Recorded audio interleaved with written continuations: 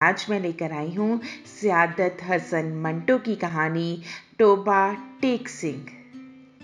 बंटवारे के 2-3 साल बाद पाकिस्तान और हिंदुस्तान की हुकूमतों को ख्याल आया कि कैदियों की तरह पागलों का भी तबादला होना चाहिए।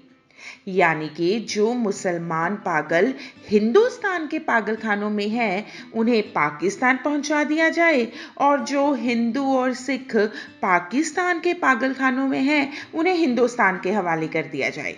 आखिरकार इस फैसले के मुताबिक कॉन्फ्रेंसें हुई और एक दिन पागलों के तबादले के लिए मुकर्रर कर दिया गया।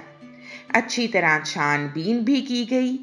वो मुसलमान पागल जिनके संबंधी हिंदुस्तान में ही थे, उन्हें वही रहने दिया गया था। बाकी जो थे उनको सरहद पार रवाना कर दिया गया।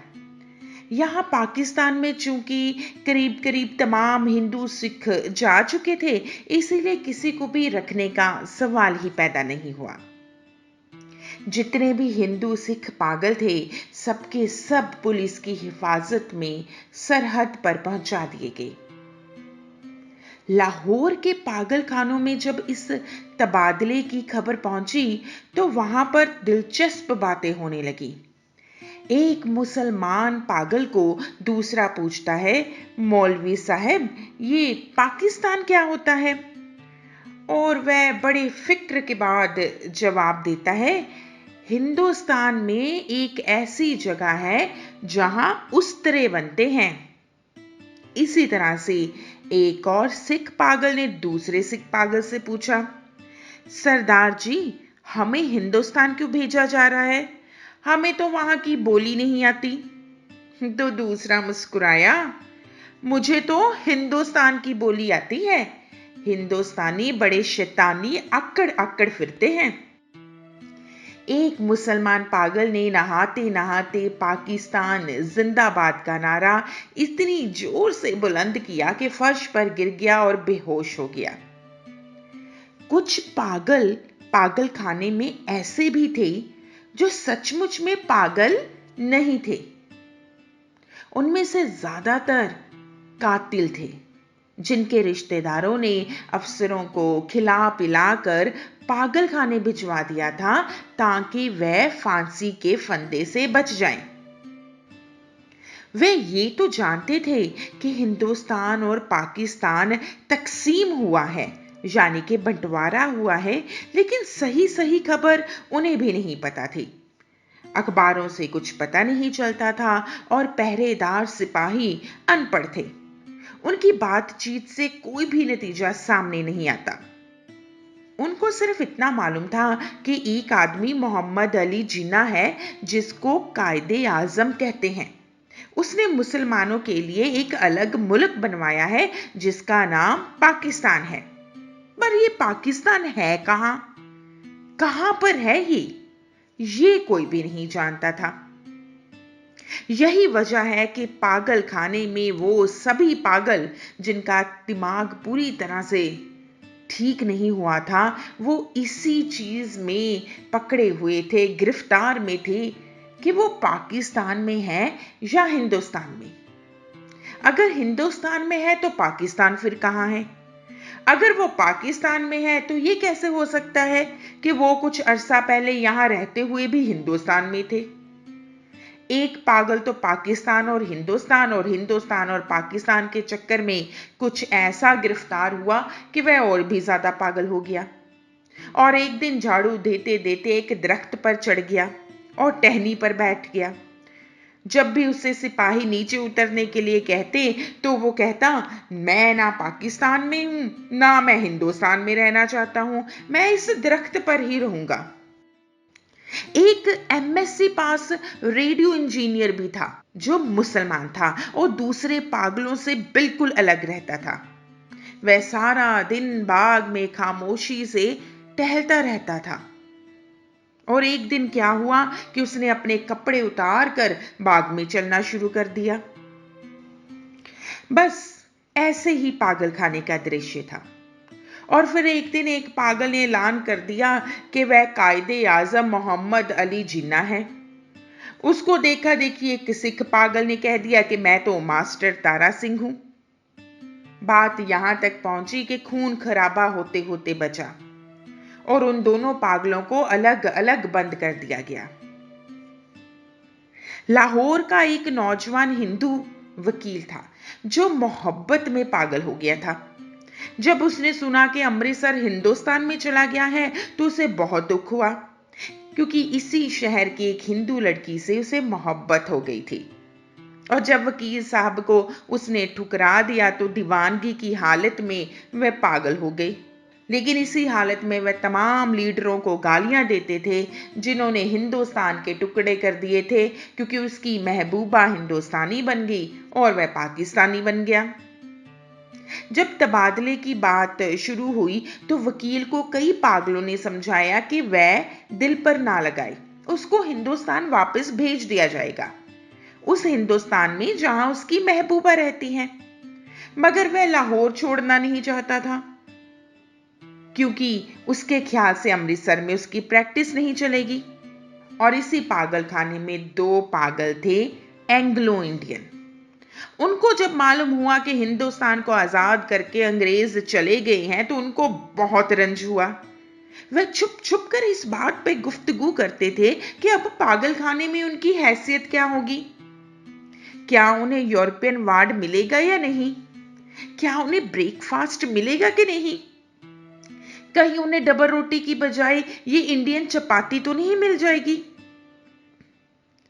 और उसी पागल खाने में एक सिख था जिसे 15 बरस हो चुके थे और वह हर वक्त अपनी जबान पर अजीबो गरीब अल्फाज ही रखता था और बोलता रहता था, ओपड़ी गुड़गुड़ दी एनेक्स दी बिध्याना विमंग दी बाल ऑफ दी लालटीन। वो ना तो सोता था दिन में और ना ही रात में सोता था। पहरेदारों का कहना था कि 15 साल के इस अरसे में वह एक पल के लिए भी नहीं सोया, यहां तक कि लेटा भी नहीं था। हर वक्त खड़े रहने से उसके पांव सूज गए थे, पिंडलियां फूल चुकी थी। मगर इस जिस्मानी तकलीफ के बावजूद भी वह आराम नहीं करता था। जब भी हिंदुस्तान पाकिस्तान की कोई बातचीत होती तो वह गौर से सुनता था। कोई उससे पूछता कि उसका क्या ख्याल है तो वह बड़ी संजीदगी से जवाब देता, ओपड़ी गुड़गुड़ दी एनेक्स दी बिध्याना विमंग दी वॉल ऑफ दी पाकिस्तान गवर्नमेंट। लेकिन बाद में ऑफ दी पाकिस्तान गवर्नमेंट की जगह of the Toba Tek Singh government ने ले ली और उसने दूसरे पागलों से ये पूछना शुरू कर दिया कि टोबा टेक सिंह कहां है, जहां का वह रहने वाला है। लेकिन किसी को भी मालूम नहीं था कि वो पाकिस्तान में है या हिंदुस्तान में। जो ये बताने की कोशिश करते तो वह खुद उलझ जाते कि टोबा टेक सिंह हिंदुस्तान में है या पाकिस्तान में। क्या पता कि लाहौर जो अब पाकिस्तान में है कल हिंदुस्तान में चला जाएगा और सारा हिंदुस्तान ही पाकिस्तान बन जाएगा। वह पागल बहुत कम नहाता था, इसलिए उसके बाल आपस में जम गए थे और उसकी शक्ल भी भयानक हो गई थी। लेकिन वह किसी को हानि नहीं पहुंचाता था। 15 सालों से उसने किसी के साथ झगड़ा नहीं किया था। पागल खाने के जो पुराने मुलाजिम थे वह ये जानते थे कि टोबा टेक सिंह में उसकी कई जमीनें हैं और वह अच्छा खाता पीता जिम्मेदार था कि अचानक एक दिन उसका दिमाग उल्ट गया। उसके रिश्तेदार लोहे की मोटी मोटी जंजीरों में उसे बांध कर लाए और पागल खाने में दाखिल करा गए। महीने में एक बार मुलाकात के लिए उसके रिश्तेदार आते थे और उसकी खैरियत पूछकर चले जाते थे। लेकिन जब से हिंदुस्तान पाकिस्तान की कोई गड़बड़ शुरू हुई है तब से उनका आना भी बंद हो गया था। उसका नाम था बिशन सिंह, मगर उसे सब टोबा टेक सिंह कहते थे। उसको ये मालूम नहीं था कि दिन कौन सा है, महीना कौन सा है या कितने दिन बीत चुके हैं, लेकिन हर महीने जब उसके संबंधी उससे मिलने के लिए आते थे, उसे ना जाने कैसे पता चल जाता था। वह उस दिन उठकर अच्छी तरह से नहाता, बदन पर साबुन घिसता, सिर में तेल लगाकर कंघी करता और अपने कपड़े जो उसने कभी इस्तेमाल नहीं किए होते थे उनको निकलवाता और सज धज कर बैठ जाता। वो उससे कभी कुछ पूछते तो वह हमेशा खामोश रहता या कभी कभार बोलता, ओपड़ी गुड़गुड़ दी, एनेक्स दे वध्याना विमंग दी वॉल ऑफ द लालटेन। उसकी एक लड़की थी जो 15 वर्षों में जवान हो गई थी। बिशन सिंह उसको पहचानता नहीं था। जब वह बच्ची थी तब भी वह अपने बाप को देखकर रोती थी और जब वो जवान होगी तब भी उसकी आंखों में आंसू थे। पाकिस्तान और हिंदुस्तान का किस्सा शुरू हुआ तो उसने दूसरे पागलों से पूछना शुरू किया, टोपा टेक सिंह कहां है? जब भी उसे संतुष्टिजनक उत्तर ना मिलता तो वह बार बार हर एक से पूछता, टोपा टेक सिंह कहां है? अब तो उसकी मुलाकात भी नहीं आती थी। पहले तो उसे अपने आप पता चल जाता था कि किस दिन उसे मिलने वाले आ रहे हैं। अब उसके जैसे दिल की आवाज ही बंद हो गई थी। उसकी बड़ी ख्वाहिश थी कि लोग आए जो उससे हमदर्दी का इजहार करते थे, उसके लिए फल, मिठाइयाँ, कपड़े लाते थे। वो उनसे अगर पूछता था कि टोबा टेक सिंह कहाँ है तो यकीनन वो उसे बता देते कि टोबा टेक सिंह पाकिस्तान में है या हिंदुस्तान में, क्योंकि उसका ख्याल था कि उससे मिलने के लिए उसके रिश्तेदार टोबा टेक सिंह से ही आते हैं जहां उसकी जमीनें हैं। पागल खाने में एक पागल ऐसा भी था जो खुद को खुदा कहता था। तो एक दिन बिशन सिंह ने पूछा कि टोपा टेक सिंह पाकिस्तान में है या हिंदुस्तान में?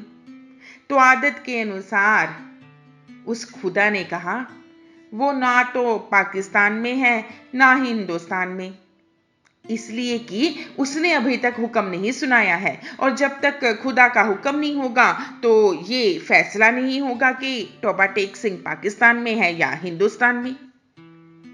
बिशन सिंह ने कई बार खुदा से मिन्नतें की कि वह हुक्म दे दे ताकि ये झंझट ही खत्म हो जाए, लेकिन हमेशा ही उसे कभी पता ना चलता कि टोबा टेक सिंह आखिर वो जगह हिंदुस्तान में है या पाकिस्तान में।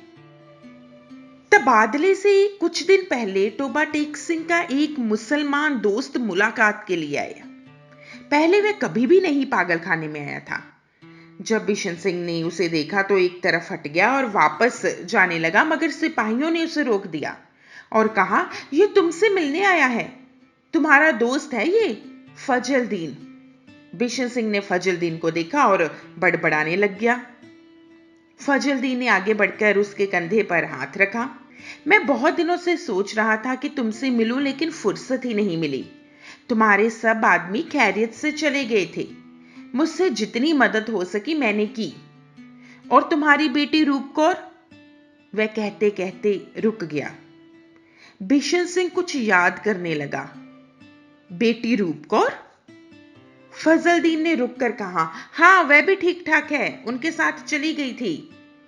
बिशन सिंह खामोश रहा। फजलदीन ने कहना शुरू किया, उन्होंने मुझसे कहा था कि तुम्हारी खैर खैरियत पूछता रहूं। अब मैंने सुना है कि तुम हिंदुस्तान जा रहे हो। भाई बलबीर सिंह और भाई बिधावा सिंह से सलाम कहना और बहन अमृत कौर से भी। भाई बलबीर से कहना कि फजलदीन राजी खुशी है। वो भूरी भैंसे जो छोड़कर गए थे उनमें से एक ने कट्टा दिया है और दूसरी के कट्टी हुई है, पर 6 दिन के बाद वो मर गई। और मेरे लायक जो खिदमत हो कहना, मैं हर वक्त तैयार हूं। और मैं तुम्हारे लिए मरूंडे भी लाया हूं। बिशन सिंह ने मरूंडों की पोटली लेकर पास खड़े सिपाही के हवाले कर दी और फजलदीन से पूछा, टोपा टेक सिंह कहां है? टोबा टेक सिंह? फजलदीन ने बड़ी हैरानी से कहा, कहां है टोबा टेक सिंह? वही है जहां था। बिशन सिंह ने पूछा, पाकिस्तान में है या हिंदुस्तान में? फजलदीन ने कहा, हिंदुस्तान में।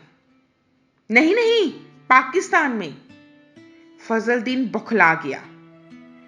बिशन सिंह बड़बड़ाता हुआ चला गया। ओपड़ी गुड़गुड़ दी एनेक्स दी बेध्याना विमंग दी वॉल of the Pakistan and Hindustan of the हाई फिटेमो।